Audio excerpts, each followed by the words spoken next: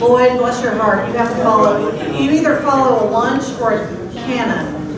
You've got the cannon. A few housekeeping measures. One indigo plant has been spoken for. If you would like the other indigo plant, please see Gus.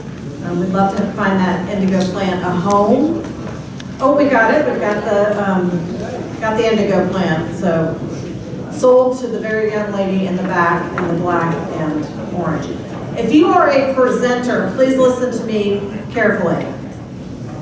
We are going to need you to listen to the note or look at the note up here. You need to speak loudly and clearly into the microphone. So one, so Elwood can get you on camera, and two, for our friends that are in the very back, and make sure that they can enjoy your presentation too. So please let's do that.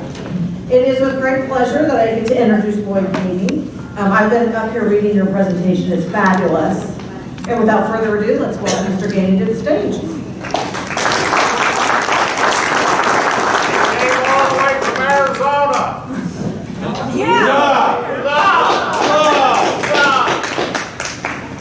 Well, I'd like to say good morning, and thanks to Tom and his crew for that cannon demonstration that woke me up. And there's nothing like the smell of gunpowder in the morning.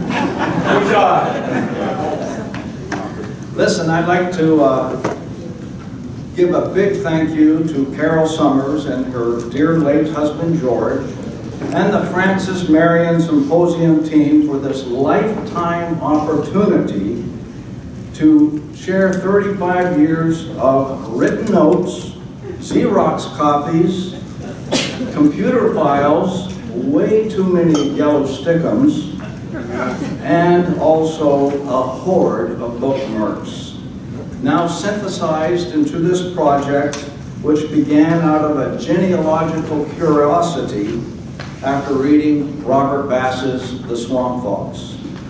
That curiosity has led me to studies on the Revolutionary War, and in particular, the PD River regions of the Carolinas. So my connections to the Revolutionary War, just to share with you quickly, I was born on April the 19th, the day... Shot heard around the world. Thank you for that. And at the time I lived in Massachusetts in the 1st and 2nd grade, and so guess what? I got a day off because that's a state holiday in Massachusetts. And so that was pretty cool. And at the same time there in the 1st and 2nd grade was when Walt Disney brought forth the Swamp Fox series, and believe me, my buddies and I were playing the Swamp Fox out in the forest, just down the road from Lexington and Concord. Also, this morning I'm wearing a little award. It's called the Lieutenant Colonel Thomas Knowlton Award. That's from the United States Army Intelligence School and Center, Fort Huachuca, Arizona. And it honors Lieutenant Colonel Thomas Knowlton, who commanded Knowlton's Rangers, the first intelligence and reconnaissance unit in the Continental Army during the American Revolution. Thomas Knowlton was killed in battle, the Battle of Harlem Heights. On a personal note, Major Micaiah Gainey is a distant uncle, the brother of my 4th grandfather, Samuel Gainey, who served in the 2nd South Carolina. Samuel was so in awe of his brother Micaiah Gainey, that controversial loyalist, combatant of Catfish Creek in the greater PD region, that he named his first son Micaiah Gainey. So that's Micaiah number 2 for me. And he is my 3rd great-grandfather. During the Revolutionary War, there were Gaineys that fought on both sides, and sometimes they were switch hitters, and especially in the Carolinas.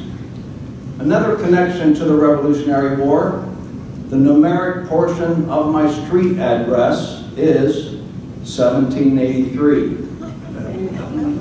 Go figure, huh? Treaty of Paris into the Revolutionary War. Military connection, I too am a Major Gainey. Retired, 25 years, 9 enlisted, 16 as a chaplain. So another link to my distant relative, Micaiah Gainey. The overall objective of the project was to realize this opportunity to finally write up my 35 years of research and targeting the 3 Revolutionary Year Wars of 1780-1782, whereby Francis Marion and Micaiah Gainey had many connections. First, they were together at the onset of the war in the 2nd South Carolina. Then they fought against each other through most of 1780 through 1782. And finally, they fought alongside each other at war's end in Marion's brigade. The project I've come up with, I wrote a paper, it's about 151 pages with 8 pages of bibliography. We're going to make that available to you to download, and we're going to do that through the Francis Marion Symposium people, also the 250th group, and also J.D. Ellis. I'm working with him. I think I got him convinced that Micaiah Gainey is worthy enough to be listed on the South Carolina Loyalist page, and so we'll do a link from there. So my task in all of this was to synthesize all that work into a presentation today, or we'd be here a very long time. So I think I've done that. Let's start with the name Micaiah. Micaiah is a given name and originates from the Bible, Old Testament. If you want to know specifically book, chapter, and verses, it's mentioned multiple times, you'll have to download the paper. The prevalence of the name Micaiah, a lot of people go, wow, that's an interesting name. Believe me, if you start doing any kind of genealogical work, you're going to find the name Micaiah is very, very much out there. And it was primarily a given name to multiple hundreds of surnames throughout the southern colonies and states. Background of Micaiah, born about 1756 in the Carolinas. Father, a Stephen Ganey Sr., came into the Carolinas very early, and the Gaineys migrated from Virginia. They were there in Virginia very early, and settled into the PD region very early in the 1700s. He had a flock of brothers. One, I'll mention some of them, Ananias Ganey, served with him in his Loyalist unit as a captain in the Loyalist Dragoons. I've already mentioned Samuel Gainey. He was up in the Chiraw region, and he served in the 2nd South Carolina, my 4th great-grandfather. A physical description of Micaiah Gainey: a large and powerful man with an intellect above the ordinary standard.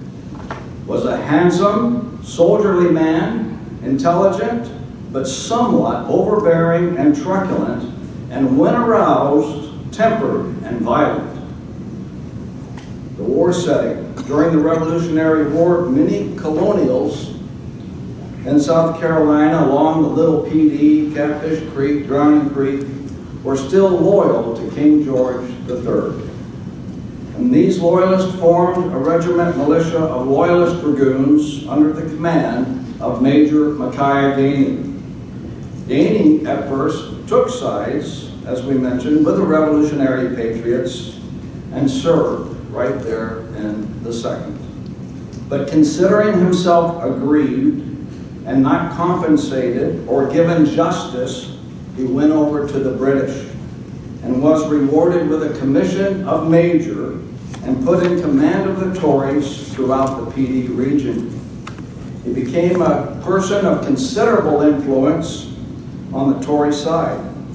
Gainey's second in command was a guy by the name of Jesse Barfield, and he also had fought under Francis Marion in the 2nd, and both men had personal reasons for fighting for the king, however, unrelated to true loyalist conviction.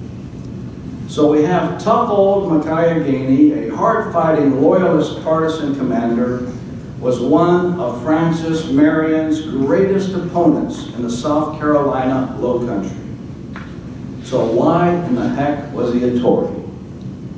Gainey's excuse for his Tory affiliation and fighting against the Whigs was because of one guy, a guy by the name of Captain Maurice Murphy, a violent, unprincipled Whig who had robbed him of his horses and also plundered his plantation very early on in the war.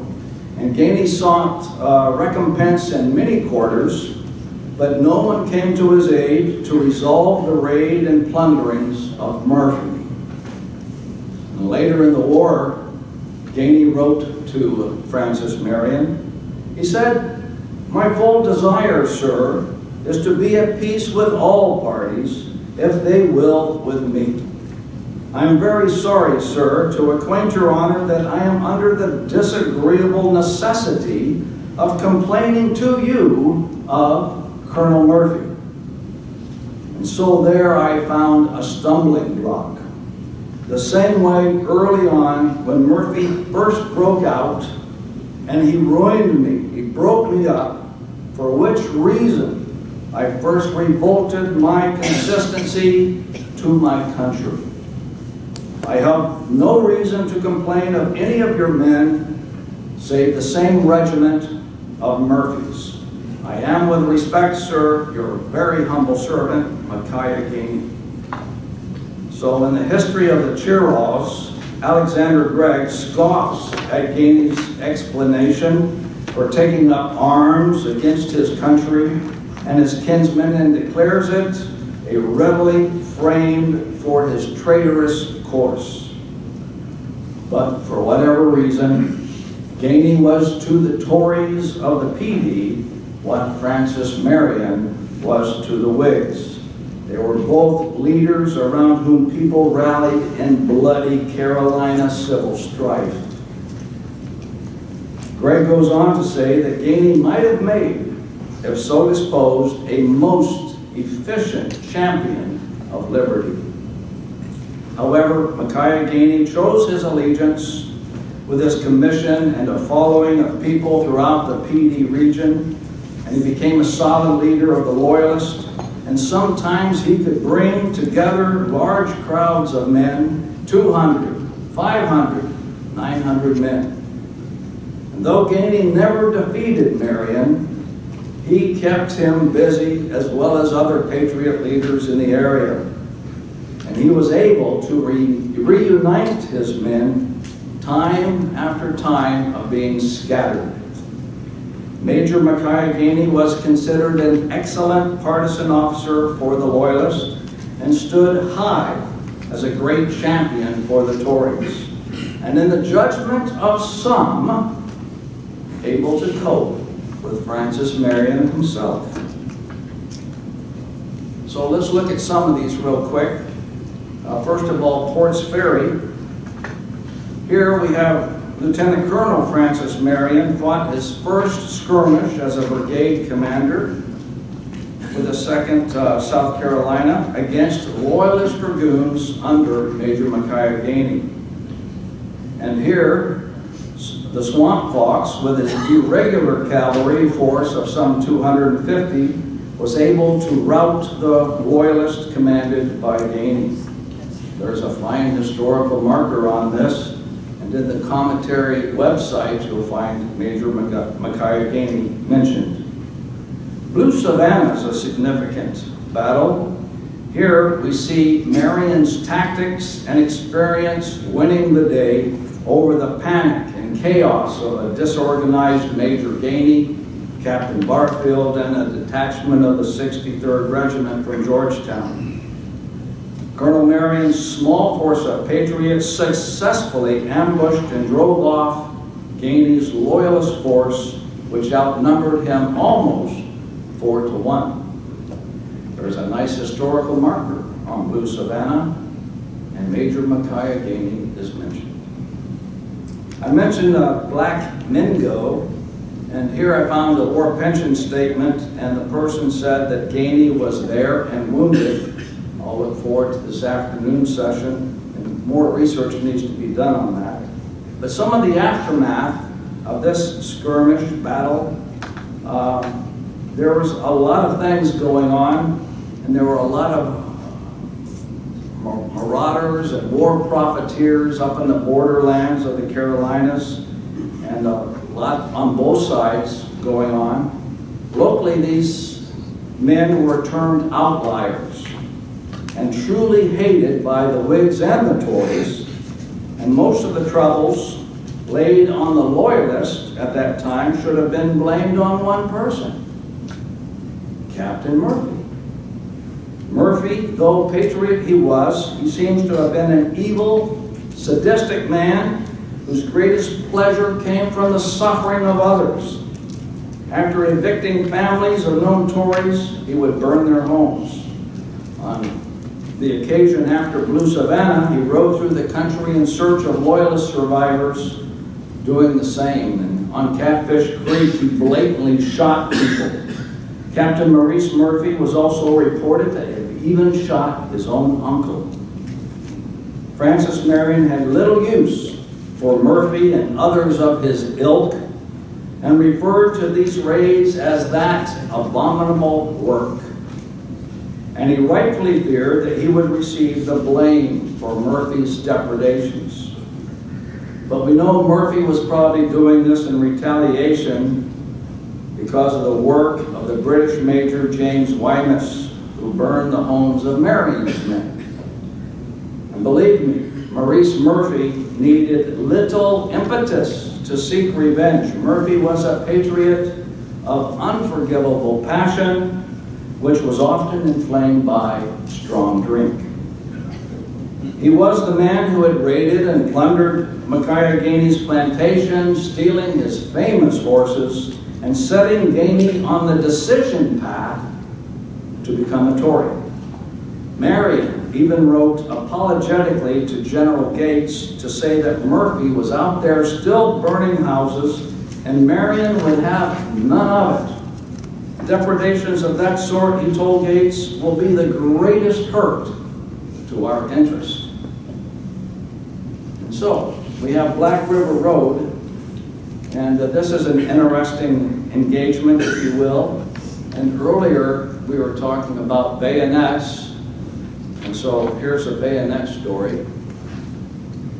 It's a famous one. And Peter Ory says it well. Here we go. The Tories, who from time to time had fallen into her hands, were often easing their vexation by saying that it was true. Marion had proved too cunning for Colonel Tynes and Captain Barfield and other British and loyal officers whom he had attacked. But there was still one left behind who they were sure, if he would but come forward, would soon show quite a different sort of play. And that was Colonel Gainey, from the headwaters of the PD. And we answered, that's all very well, and that we would be glad to see Colonel Gainey. And now, as God was pleased to have it, who should be out there with 1/3 of his numbers that we were chasing this day, but Colonel Gainey. A stout officer-looking fellow he was too, and most nobly mounted. So in this action on River Road, the Loyalist dragoons attacked Ory's cavalry, engaging in a bloody battle. Two groups of cavalry crashed together in a clash of heaving horses, flashing sabers, pistol shots, and believe me, the shouts and curses of angry men. And in the fury, the noise, the chaos, the aftershock of the first collision, Gainey's men wheeled and fled back to Georgetown, leaving Gainey alone. And Gainey was deserted for a time there on that road, and ultimately his only recourse was to turn back towards Georgetown. And amongst Orry's troops was a Sergeant MacDonald, a red-headed Scot, and he gave chase to Gainey, not only because he was a leader, but he liked that horse he was riding. And they went for a distance of 2 miles. And describing the chase later, Orry said, "Never on earth did 2 horses or 2 horsemen make greater exertions, fear impelling the one, fury urging the other." The chase took them to the edge of Georgetown, where MacDonald's horse came near to Gainey. And MacDonald actually stood up in his stirrups and plunged his bayonet forward into Gainey's back with such force that the bayonet penetrated the Tory leader's body, the point extending several inches out through his chest. When he pulled back his carbine, it separated from the bayonet, leaving Gainey stabbed through, blood gushing from the wound, and he was screaming and clawing at his side, blood streaming forward and aft. And Gainey was able to stay in the saddle and ride to the redoubt at Georgetown. For he said, prodigiously to his own and to the mortification of his friends, the British and the Tories. And soon afterward, Francis Marion wrote General Greene and said, "I hear Gainey is near death." Miraculously, though, despite Marion's assumption that he had been mortally wounded, Gainey somehow managed to survive. Nonetheless, the man whom Marion called the most active persons against us was put out of commission for several months. A little known anecdote in the aftermath of all this, while in Georgetown, while that bayonet was being removed, Gainey was asked how it felt. "It gives great pain," he replied, "but not nearly half as bad when in another battle a Mr. Richard Green's musket ball knocked my teeth down my throat." There's a historical marker on Black River Road. Maybe it should be called Bloody Black River Road. Don't go there this Halloween. I think you might hear some things at night. There's probably still some blood stains out there. So another action and some after action really comes about April 1781. And I just mentioned these actions really to show that Gainey is back in action. So he has healed up, and he declared further action and vengeance against all patriots. So that points to some of this, and at the same time, here in April, the month of April, at Catfish Creek, which is the home area and home base staging area for Gainey, which is south of where Marion Courthouse is today, Gainey's party flocked to him in such numbers that he was soon 900 strong. So, and I show these 3 actions, and again, interesting, at Drowning Creek, we have Colonel Abel Cole, and he was learning of this assemblage of loyalists in the area, and so he surprised them with his troops, and he was able to rout them. And he not only did that on the 27th, but he went on to Hoolan's Mill and surprised the soldiers there, the loyalists, and there were loyalists who were scattered, some were killed, some were wounded, and there was even at least one hanging. And this led to April the 28th, a band of Tory raiders led by Captain Joseph Jones, who was under the leadership of our notorious Major Micaiah Gainey, enacted a retaliatory mission, and Colonel Cole was shot in front of his wife and children, and the Cole home was plundered and burned to the ground. Again, the historical markers out there on Abel Cole, and in the commentary we have mention of Major Micaiah Gainey. So here things are moving. 1781, we have the British evacuating Georgetown in May, and we have General Marion's forces move into Georgetown.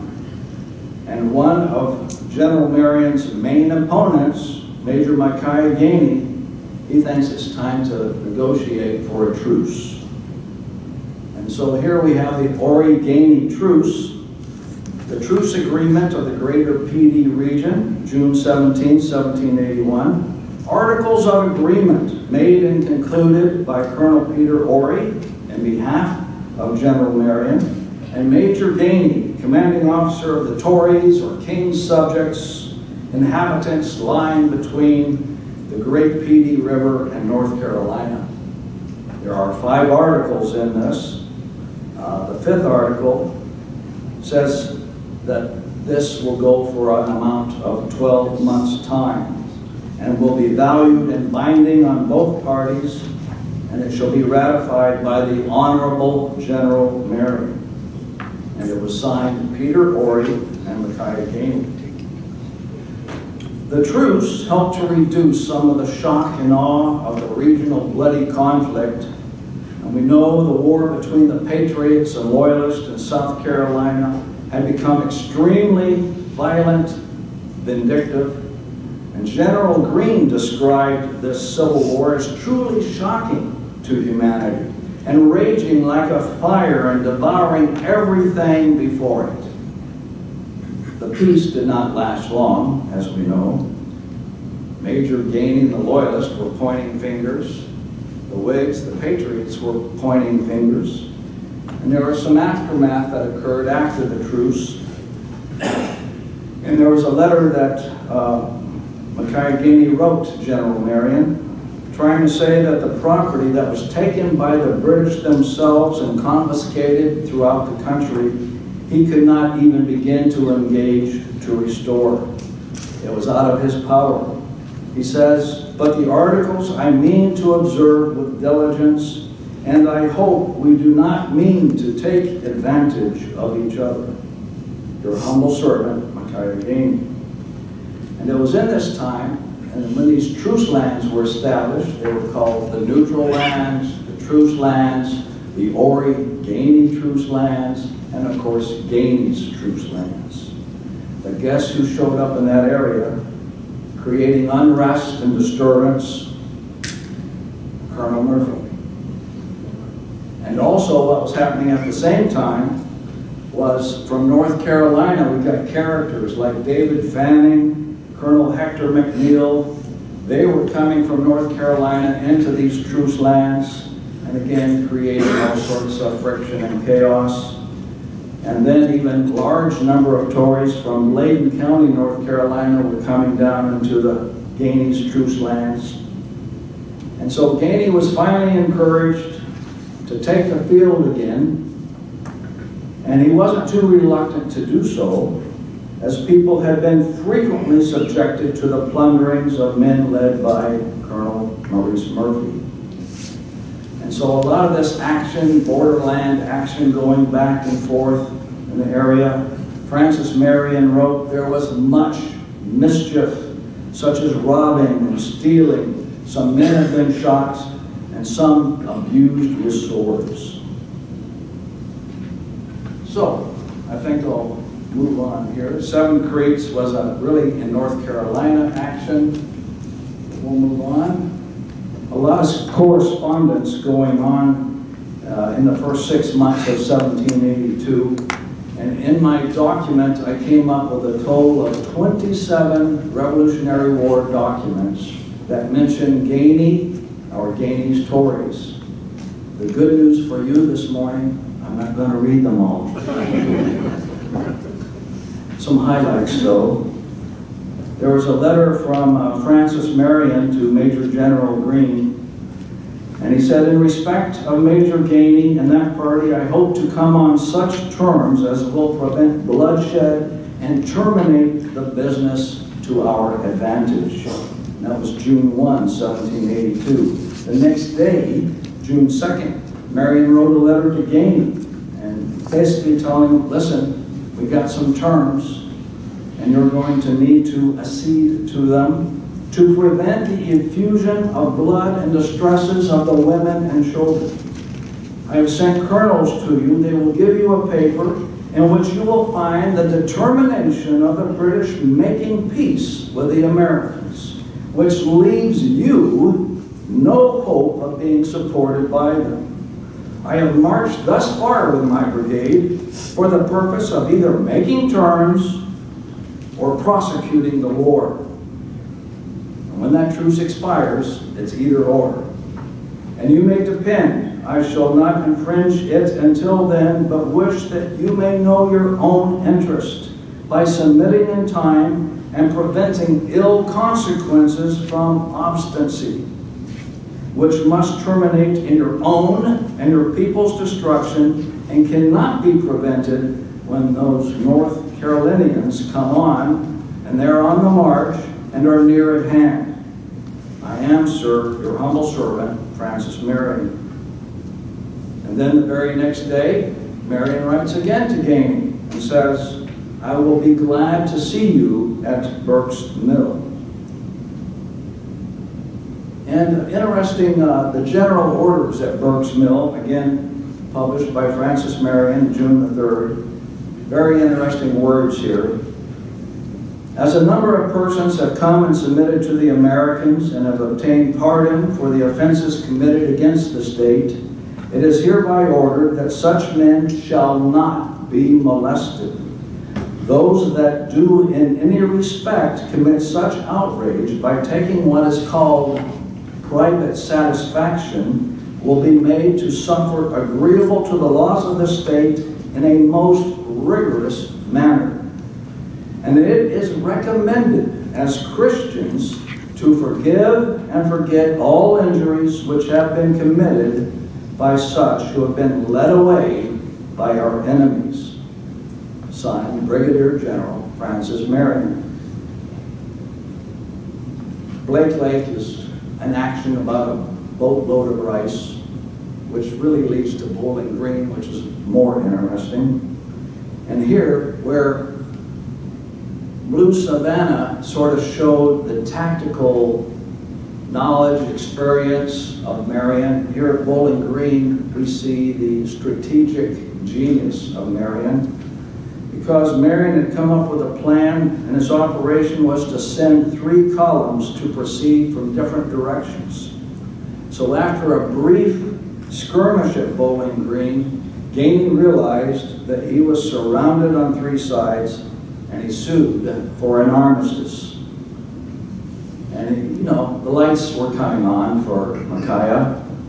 In 1781, the British had evacuated Camden, Georgetown, 96, and of course had heard of Cornwallis's surrender at Yorktown.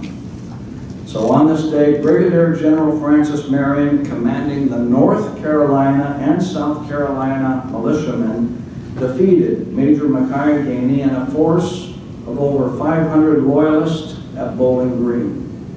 Gainey and his loyalists laid down their arms and surrendered. There's a nice historical marker there too. And so, that leads to the Burke's Mill Treaty. Now, make a distinguish. In 1781, that was a truce. This is a treaty. There's a difference. Different of purpose. And so Major Micaiah Gainey crosses the Peavey to meet personally with Brigadier General Francis Marion. And many of Marion's officers, staff officers, thought that such a meeting with a leader of a bunch of bandits was beneath the dignity of the swamp folks. And Francis Marion had to put them at ease, and of course guided by his own human and Christian principles, he knew that there would have to be forgiveness of the enemies if the country were ever to be united after the war. And to his men, he replied modestly, I am at no higher dignity than that of serving my country. So Marion and Gainey met at Burke's Mill. They sat down together, they negotiated and signed an equitable treaty. 9 articles, completely different from June 1781. The purpose being that Gainey and the Tories were mandated to comply, conform, and obey the dictates of the 9 Articles, or else become prisoners of war and lose everything.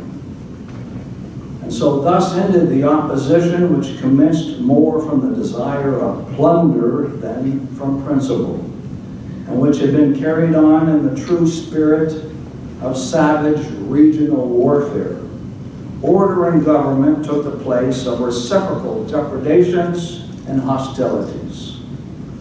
I would encourage you to go to Gibbs' documentary History of the American Revolution, pages 98, 99.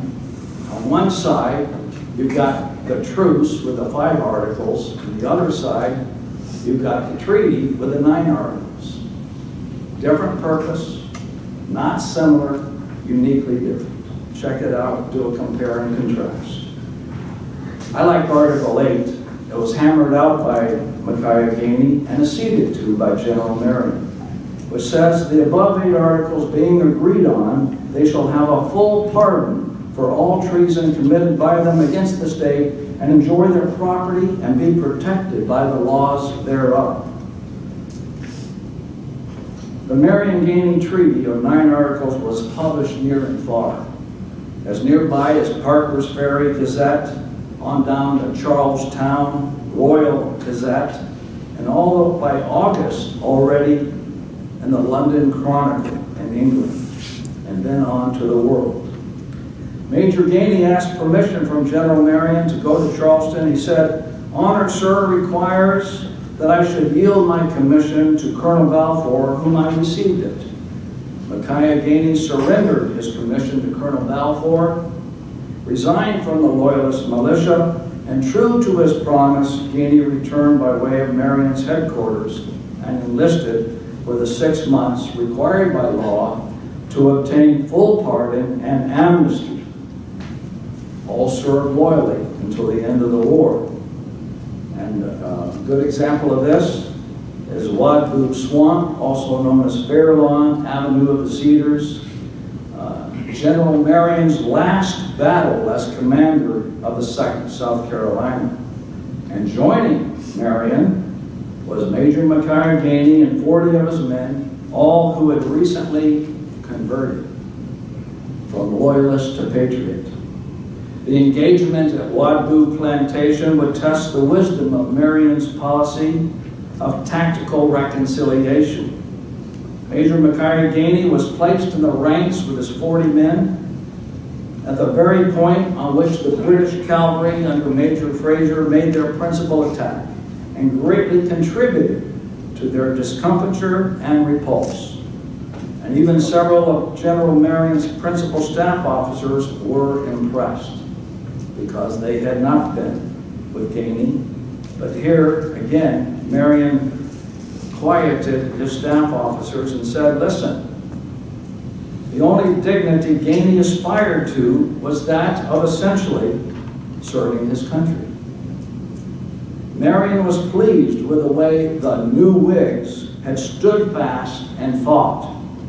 The militia, though the greatest part was new-made Whigs, behaved with great spirit. Other sources say that Gainey fought valiantly, heroically. Of course, in December of the year 1782, we have British evacuating Charleston, and then by January, the war is over in South Carolina. 1783, September, we have the ending of the American Revolutionary War. So a quick summation here. I've come up with over 16 accounted for military skirmishes and battles and actions that Gainey was involved in. We have the Horry-Gainey Truce. We have the Marion-Gainey Treaty. I found 5 historical markers that mention Major Micaiah Gainey, and 2 other historical markers mention Gainey in their website commentaries. As I mentioned, I've come up with like 27 letters that mention Gainey or Gainey and his Tories. 2 letters from Marion to Gainey and 2 letters from Gainey to Marion. They're all in the document. folks. And then Revolutionary War pension applications, I found 21 of those. Aren't you glad I'm not reading those two? So the aftermath of the war, Major Micaiah Gainey's Revolutionary War career illustrated the intensity of the civil strife that existed in South Carolina during the Revolution, and especially when South Carolina became a fierce battleground for freedom, 1780 to 1782. So we have the Hound, Major Micaiah Gainey, is put to bay by Brigadier General Francis Marion, the elusive Swamp Fox. Gainey's skill set was his ability to bring like-minded men together. But from there, he lacked the strategic and tactical skills and vision necessary for a leader in the field of battle. Gainey did not have a true heartfelt or passionate cause, as his true overall mission was retaliatory and at best made up of regional vindictive actions. After the war, the feeling against Micaiah Gainey was so strong that he was compelled to leave and removed to Richmond County, North Carolina. And it is said that 50 years after the struggle of the Revolution had ended, there were men in Marion County that would have killed him on sight. So he goes to Richmond County, and I found some things I share with you quickly. He did a lot of land transactions, witnessing of transactions, legal documents, a lot of signatures, and they were signed Micaiah Gainey, Esquire. In 1783, he helped build a jailhouse in Richmond County. In the first census in 1790, he was in Robeson County. In 97, he obtained a license to operate a tavern. I did not get the name of that tavern, but you and I know it was called the Swamp Fox. In 1800, he's in the census of Richmond County. In 1803, he received a bounty for having killed the last bear in the county. In 1803, 1805, he was sheriff of Richmond County. And then lastly, the last thing I hear of him is in 1828, a wedding at the residence of Micaiah Gainey, Esquire, in Montgomery County, North Carolina. His supposed death date is 1830. I have yet to verify where, when, and what was going on. So a quick conclusion, Richmond County records do indicate that Major Gainey apparently found a certain degree of acceptance and made a respectable name for himself. Micaiah Gainey became a well-regarded citizen, known for his high character and integrity. So, what can we say about Francis Marion? Here's an interesting little factoid. Francis Marion's first engagement as brigade commander of the South Carolina 2nd was at Ports Ferry against Major Micaiah Gainey. Francis Marion's last engagement as brigade commander of the South Carolina 2nd Regiment was at Wadboo Plantation with Major Micaiah Gainey fighting with him by his side. So, Francis Marion, the Swamp Fox, wins the war against the Hound. Major Micaiah Gainey, due to his overall and encompassing vision as a military leader and as an insightful, intuitive leader of people. Francis Marion's skill set as a partisan guerrilla fighter demonstrated his ability as a leader to process all the incoming data in the areas of reconnaissance, intelligence, terrain, and the overall psyche of the enemy and beyond.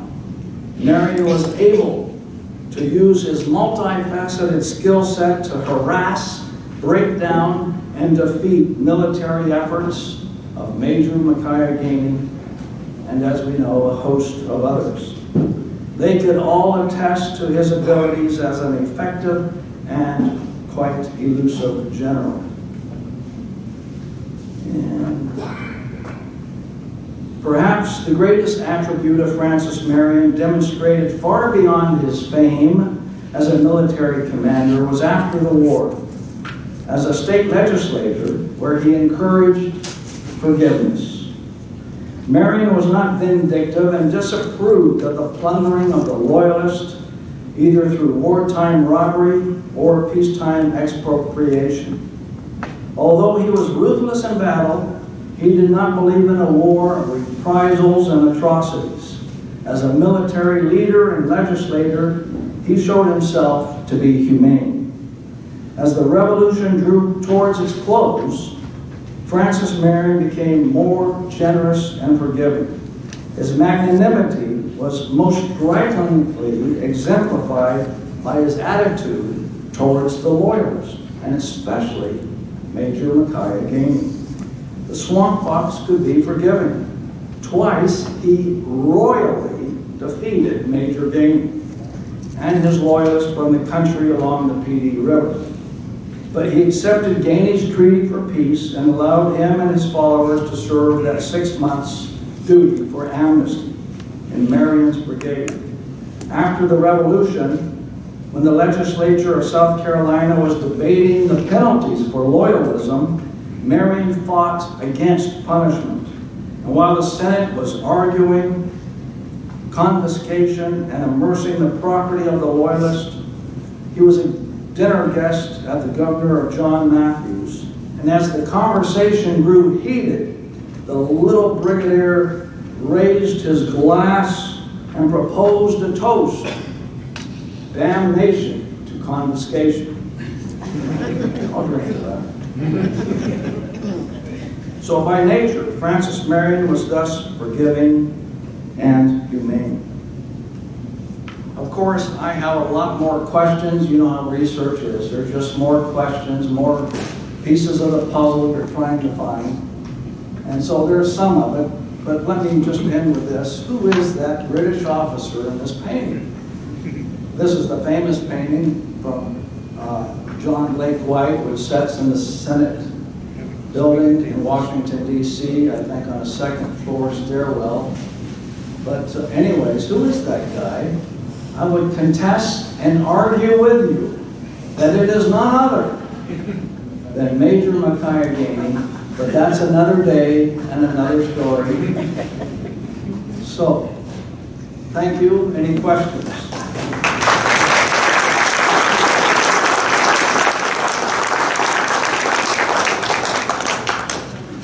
I got a question over here. Well, it's really not a question. Could you flip back to that picture of John Blake White's The Dinner? And I think, Karen, you may be the one that discovered this. In the picture, there's an African-American leaning down into the fire and everybody... His name is Oscar. No, that's the myth. Right over Francis Marion's right shoulder is another African-American, and it's thought that is Oscar Marion. Okay. The reason I said that, just if I could, is because Oscar Marion was the general's personal servant. The man at the fire is clearly a field hand, dressed as a field hand. The black gentleman behind General Marion is dressed well. He also, if you'll notice, his right arm is encircling General Marion. While it's resting on the horse, it actually encircles General Marion, indicating he is his right-hand man. Very well said. Thank you, Karen.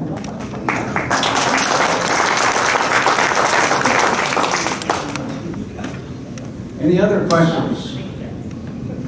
Yes, up front here. So you had the opportunity to visit the sites that you've mentioned in your presentation, and if you had, what is the most memorable? Well, many years ago, and I have to thank my wife for being here today, Gerlinda Gainey.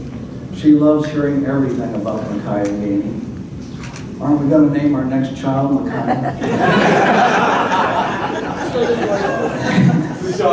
So anyways, to answer that question, it's been probably 30 years ago that we were in Marion County. We went to the Marion Courthouse, did some searching, and of course, went up to some of these historical marker sites in the fields. And I think going to Blue Savannah was significant for me to be there.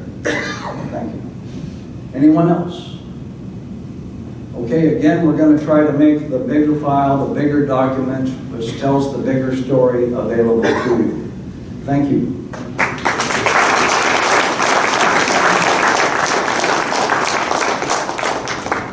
Actually, I think wins for coming the farthest. And we hope that you are here next year as well. Consider retiring to South Carolina. We'd love to have you. How are we doing? Good? The next presenter, Garrison, is going to talk a little bit about the 250th Commission, which is